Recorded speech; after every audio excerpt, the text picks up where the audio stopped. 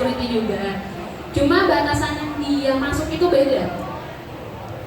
Di sini rata-rata anak IT semua ya. Berarti rata-rata teman-teman hacker semua ya. Ya. Maksudnya gini, kalau hacker itu dia memang judulnya itu kalau di startup itu dia adalah programmer. Kenapa kalau kalian buka seperti Tokopedia, Blibli, Bukalapak dan lain-lain. Oke, kita jangan ngomongin startup yang besar. Kita ngomongin startup yang kecil. Banyak di sekitar teman-teman mungkin yang pernah ke SCBD, Kuningan, atau teman-teman pernah dengar Kohive, Dilo, Kowok dan lain-lain. Di situ banyak startup yang bekerja di walkie-walkie seperti itu. Pasti mereka itu cuma punya 3 orang atau 4 orang. Yang tadi apa? Hustler, ya kan? Di bagian dia menghasilkan uang atau pembisnis. Yang kedua itu dia hacker. Seperti teman-teman ini ngerti programming. Ayo, bahasa pemrograman itu ada apa aja?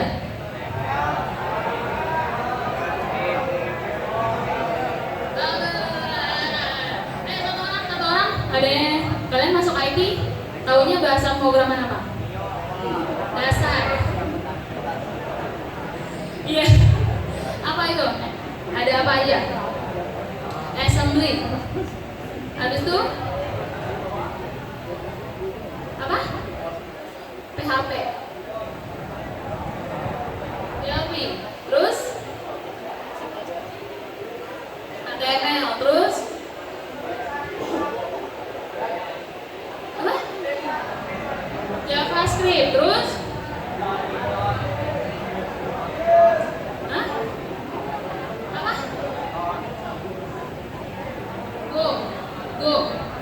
Golang. Bahasa pemrograman Golang. Enggak, bukan. Go aja. Oke, Go aja. Oke. Siap. Bahasa pemrograman Go aja. Terus apa lagi? Ada lagi? Oke, kalian pernah dengar Python? Ruby? Java? JavaScript? Apa lagi? Kotlin? PHP. Dan itu semuanya yang harus kalian miliki kalau kalian ingin jadi hacker. Gak perlu semuanya ya. Ini yang perlu dipahami oleh teman-teman. Ya, kalian kuliah, mungkin belajar semua bahasa pemrograman. Tapi setidaknya kalian perlu satu yang kalian betul-betul pahami. Kenapa? Biar itu menjadi skillnya teman-teman. Jadi ketika teman-teman mau melamar kerja, siapa kamu gitu? Saya programmer. Di bidang apa? Banyak bidangnya, ada software engineering, ada hardware engineering, ada yang lain-lain. Kalian harus fokus satu bahasa pemrograman yang setidaknya kalian bisa buat untuk jadi apa ya, harga buat teman-teman. Maksudnya apa ya? Price apa ya? Ya pokoknya ketika kalian kerja, kamu bisa apa? Oh, saya bisa Ruby. Ada buktinya. Kalian akan dikasih akan dikasih case untuk kalian solving, akan dikasih kasus untuk kalian kerjakan dan pecahkan. Kalau kalian bisa mengerjakan semuanya, kemungkinan gaji kalian di atas 10 juta. Kemungkinan, ya. Tergantung bagaimana kapabilitas yang teman-teman miliki. 10 juta gede nggak? Kecil ya? Kecil. Ada yang bilang kecil.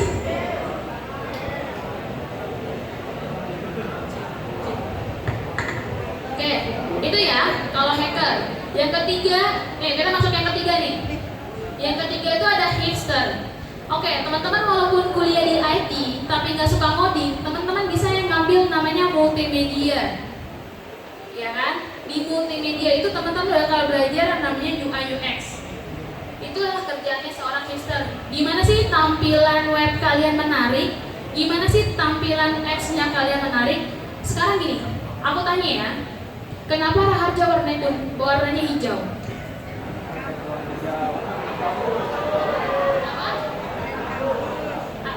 Green Campus. Iya, maksudnya kenapa Raharja disebut Green Campus?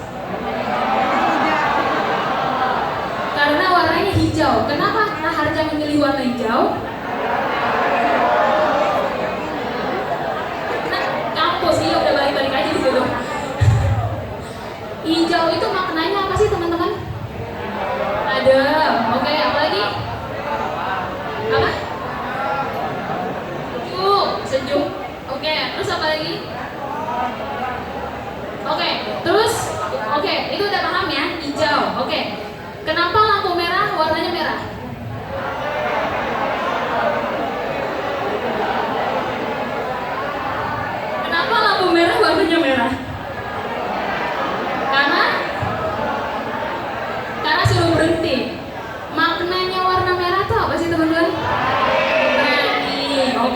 yang berani?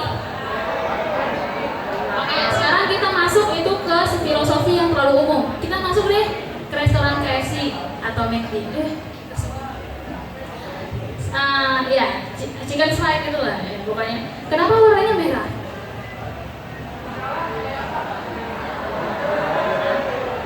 Menarik. Ya, terus apa lagi?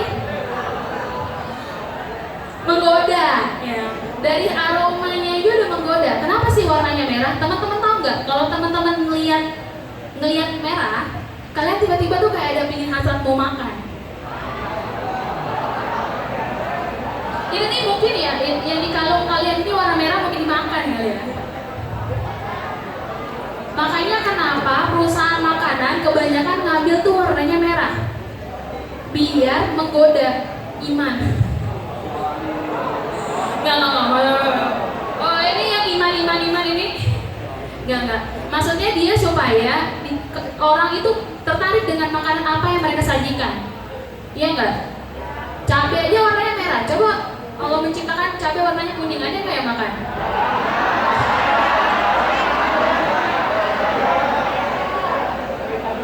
Nah, itu contoh hal kecil yang perlu dipikirkan oleh orang desain. Siapa yang suka desain di sini? Suka menggambar? Ada nggak? Oh, ada tuh yang di belakang. Oh, ini depan ada. Ya, jadi kalau teman-teman merasa ini ya, ini salah satunya faktor ketika kalian kuliah. Semester awal kalian seneng nih masuk kuliah di jurusannya. Lama-lama kalian mudar. Alasannya kenapa? Lelah, banyak tugas, merasa nggak cocok dengan jurusan ini, ya kan?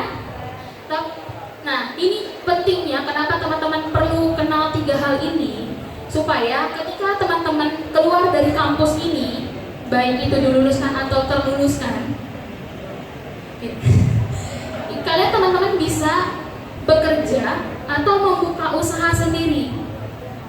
Di sini ada yang udah buka usaha sendiri nggak? Contohnya kayak online, shop online atau something buat keripik, apalah ya gitulah, makanan gitu, ada nggak? Belum ada ya? Hah? Baju, sepatu, apa usaha sendiri? Apa bikin sendiri? Cetak, terus?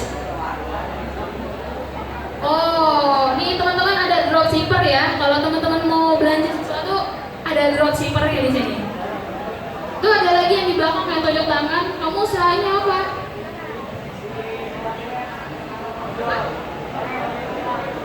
Web, software house, freelancer.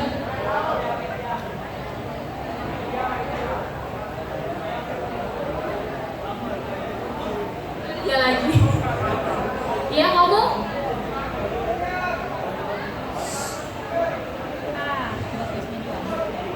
Membuat speaker. Oh, membuat speaker. Buat toples.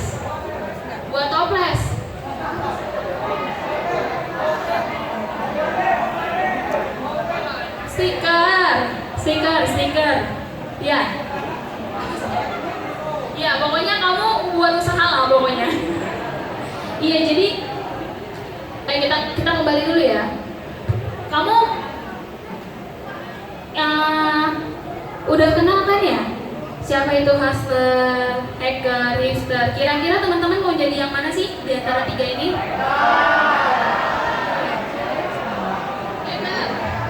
Hacker ya. Oke, di sini ada Mas Andri.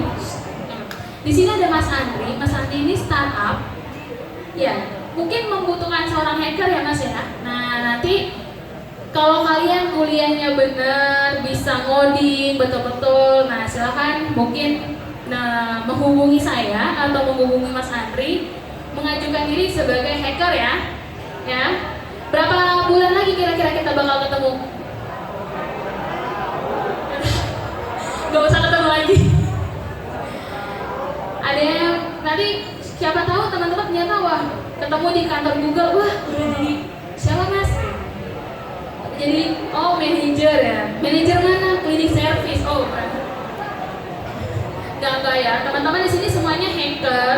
Nah ya pokoknya kembali ke poin tadi, teman-teman tuh harus punya ini ya, Ini sedikit serius nih ya. Ini kita mau ngomong sedikit isu tentang cara berpikirnya mahasiswa baru, ya. Selain kita membahas masalah startup, teman-teman ketika dikasih materi startup, teman-teman ngerti nggak apa? Nggak, ini isu. Ini jadi sebuah isu. Kira-kira ketika teman-teman apa yang teman-teman ekspektasikan ketika saya datang? Tiba-tiba membicarakan tentang startup. Apa yang teman-teman ekspektasikan tentang dunia startup? Atau tentang kehadiran saya membahas startup? Ada? Ada nggak mau satu orang yang ngomong secara jujur dari hati nurani yang terdalam gitu?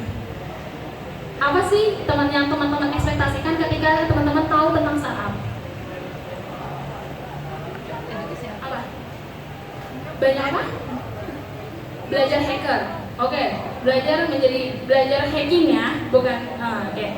Belajar hacking. Oke, apa lagi? Ada lagi? Hah? Membuat suatu aplikasi. Oke. Berarti jatuhnya ke hacking juga ya. Oke, ada lagi? Kira-kira teman-teman bermimpi nggak sih membuat startup? Oke, ya kamu. Membuat dari nol startup. Oke. Good point for you. Give applause buat dia dong. Dari beberapa ratus manusia yang ada di sini yang terpikirkan, oke, aku ingin buat startup. Ketika aku mendapatkan materi tentang startup, kira-kira kalian salah satu di antaranya nggak sih selain dia? Kalian memang kali ini ya, kita memang harus bagaimana mendapatkan uang. Tapi kita sesekali harus berpikir bagaimana cara menghasilkan. Bagaimana caranya?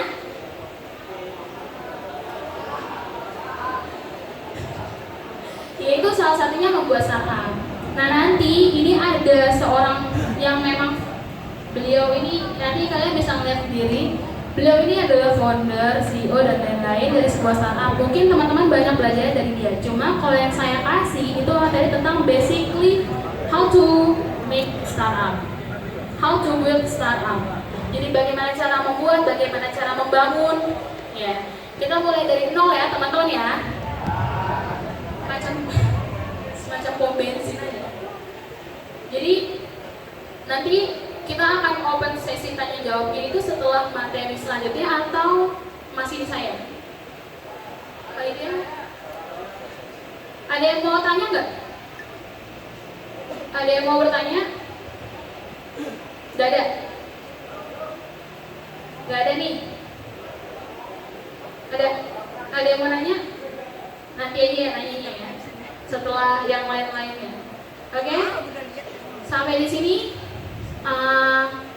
Satu yang ingin saya katakan bahwasannya ini saya dulu juga pernah mahasiswa seperti teman-teman dan mungkin seperti teman-teman panitia yang ada di semuanya di sini. Kita nggak akan tahu 5 tahun, 6 tahun ke depan kita jadi apa, tapi yakinlah pada diri sendiri bahwasannya kalian bisa menjadi suatu hal yang berharga dan jangan berpikir bahwasannya oke, aku menyerah sampai di sini aja. Enggak. Ini tuh kalau kalian udah merasa menyerah berarti itu awal dari pertarungan kalian. Kalian pernah nonton One Piece? Dia itu nggak habis-habis perjalanannya, iya nggak? Kalian itu kalian baru berapa tahun? One Piece itu dari tahunnya aku kecil sampai sekarang aku gede seperti ini, ya kan? Itu masih ada, dia masih mencari dan belum menemukan harta karun sebenarnya gitu. Iya nggak? Bener kan? Jadi itulah yang harus teman-teman ya nggak perlu pegang-pegang juga setidaknya, tapi tanamkan di dalam pikiran kalian bahwasannya ketika kalian putus asa disitulah awal kalian bertarung untuk diri sendiri. Ya, dan bagaimana cara membuat startupnya nanti kita ketemu di lain hari untuk membuat startup. Terima kasih waktunya. Wassalamualaikum warahmatullahi wabarakatuh.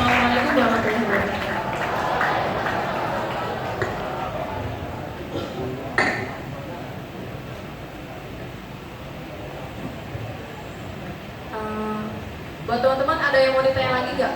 Kita kasih kesempatan 2 orang untuk bertanya, nanti ada reward dari panitia. Ayo, ada yang mau tanya lagi? 2 orang. Ayo dapat hadiah juga dari Dilo. Kalau kalian ada yang mau bertanya, atau saya yang bertanya? Oh iya, 1, 2, 2.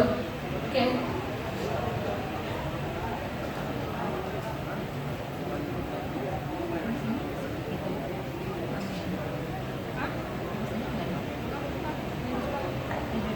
Assalamualaikum warahmatullahi wabarakatuh.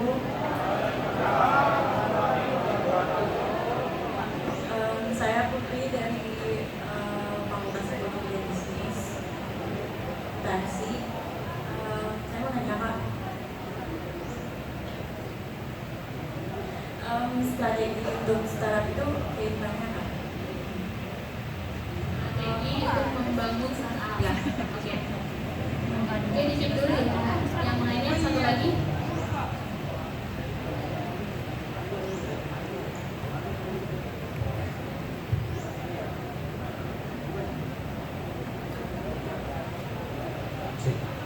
Assalamualaikum warahmatullahi wabarakatuh. Perkenalkan, saya Ruby dari Fakultas Ilmu Matematika jurusan Software Engineering. Saya ingin bertanya, kita sudah memasuki marketing 4.0. Jadi eranya digitalisasi. Nah, pertanyaan saya, gimana para startup ini berkembang dan bertahan di era yang semakin tahun semakin teknologi itu semakin pesat? Gitu aja. Terima kasih.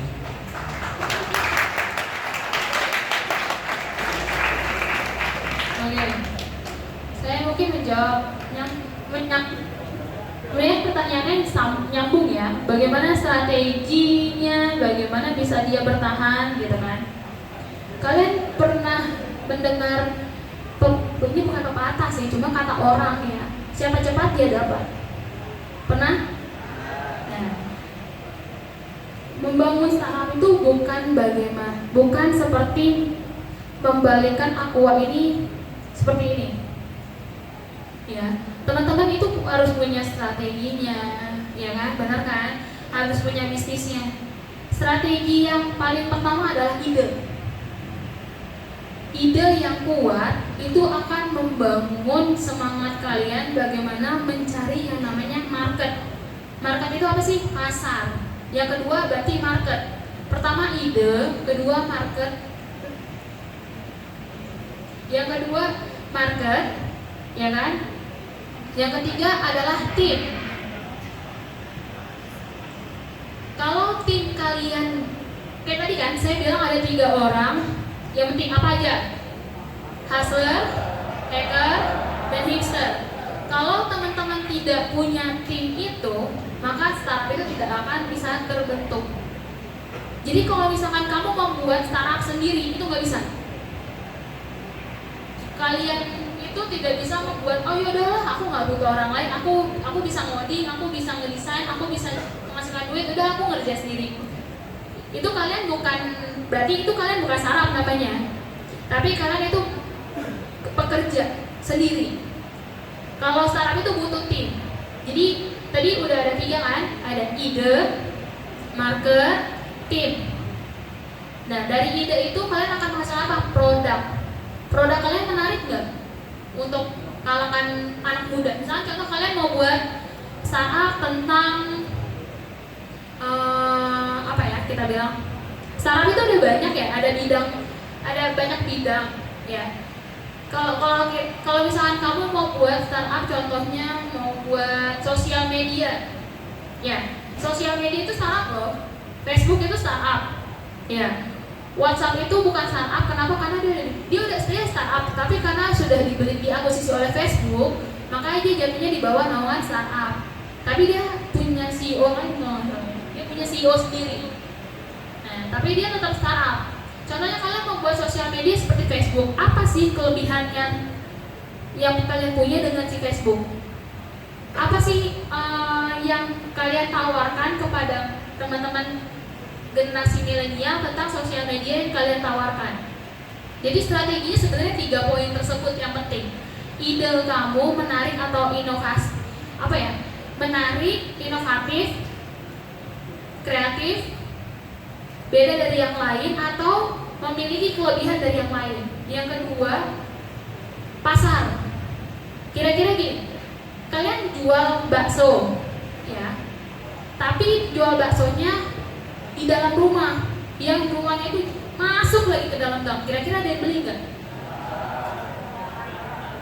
Kemungkinan ada. Ya kita nggak bilang nggak ada, kemungkinan ada. Tapi perharinya teman-teman dapatkan itu cuma 1 mangkok, 2 mangkok, benar nggak? Di situ kalian merasa untung nggak? Enggak dong. Otomatis kalian harus tahu nih, oh oke, aku mau buat sebuah aplikasi absensi untuk mahasiswa, contohnya. Jadi mahasiswa itu bisa tahu, dosen itu bisa tahu kehadiran mahasiswa dengan cara dia menekan atau men-scan QR code yang ada. Itu contoh, ya contoh idenya yang teman-teman mau buat. Berarti targetnya siapa? Targetnya siapa? Kalau idenya seperti itu. Dan marketnya adalah sebenarnya mahasiswa. Kenapa? Kalau mahasiswa nggak pakai itu, misalnya kalian masuk Raharja nih, kalian nggak ngedownload aplikasi Raharja, berarti kan kalian misalnya tidak terdaftar absensi kan?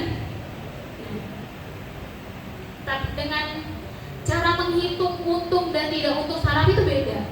Nah nanti kalau kalian mau belajar tentang untung dan tidak untungnya dalam dunia startup, kalian bisa ikut event di Dilo Tangerang. Kalian buka aja websitenya dilo.id. Kalian daftar sebagai member di situ. Kalian bisa ngikutin event apapun yang ada se-Jabodetabek secara free. Di situ ada cara membangun startup, ada cara membuat aplikasi, ada startup hacking, ada dan lain-lain. Silakan buka, ditulis aja websitenya dilo.id, ya. Di situ kalian bisa daftar. Di situ lihat event se-Jabodetabek yang bisa kalian ikuti secara free. Itu semua kalangan, baik mahasiswa, baik siapapun. Oke, itu ya. Udah terjawab? Nanti kita ketemu kalau mau membuat startup ya. Oke, ada lagi yang tadi ya, pertanyaan tentang bagaimana sebuah startup itu bisa bertahan di era yang sekarang, ya kan? Oke.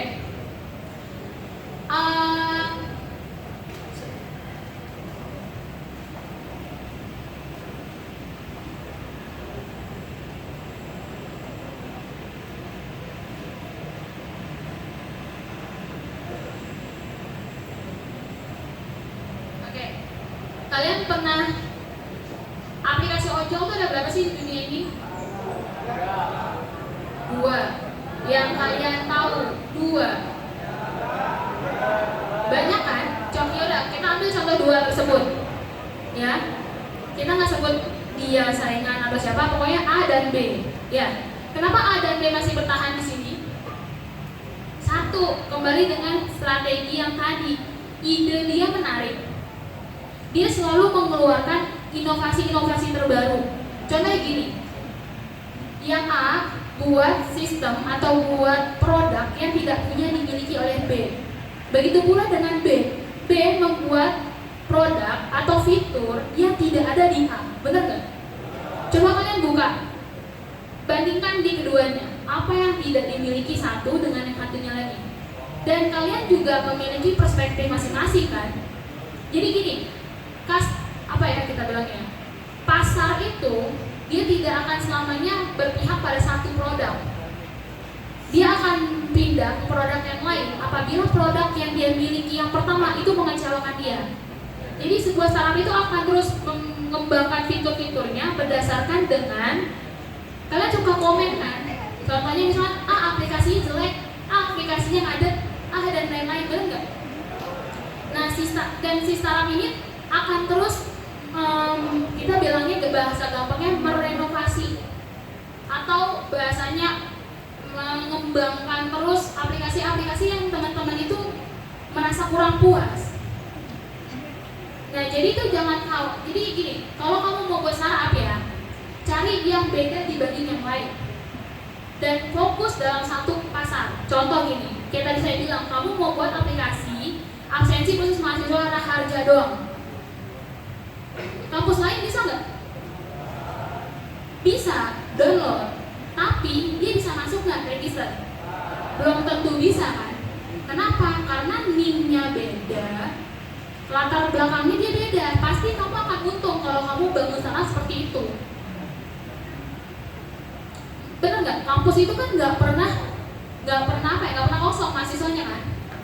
Dan pasti kamu akan untung di situ. Makanya startup itu bisa bertahan.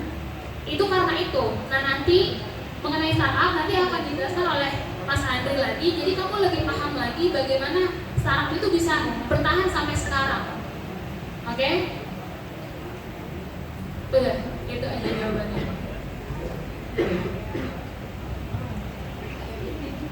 Untuk tadi yang bertanya, boleh ke depan? Yang tadi 2 orang tadi yang bertanya.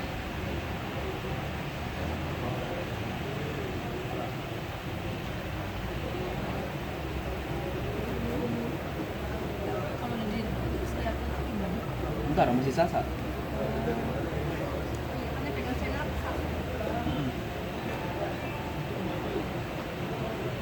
Dari Mafin, dokumentasi ya.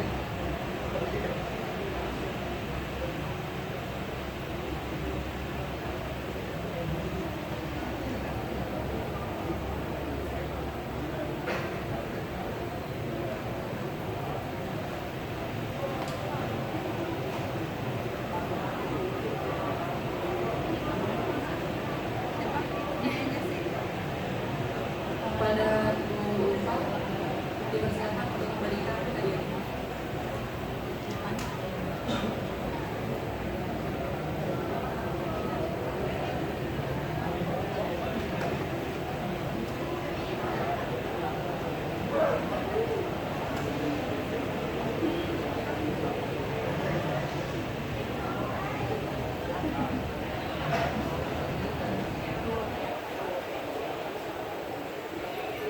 Oke, tepuk tangan dulu dong buat teman-temannya.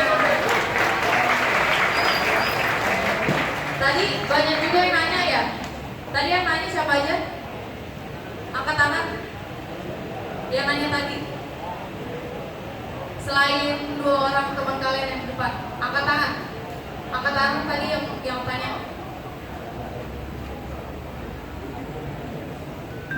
Ayo, mana nih orang yang tadi nanya? Perasaan tadi banyak deh yang nanya. Nanti yang nanya boleh langsung ketemu sama Kak Anggana ya untuk didata namanya. Oke? Selanjutnya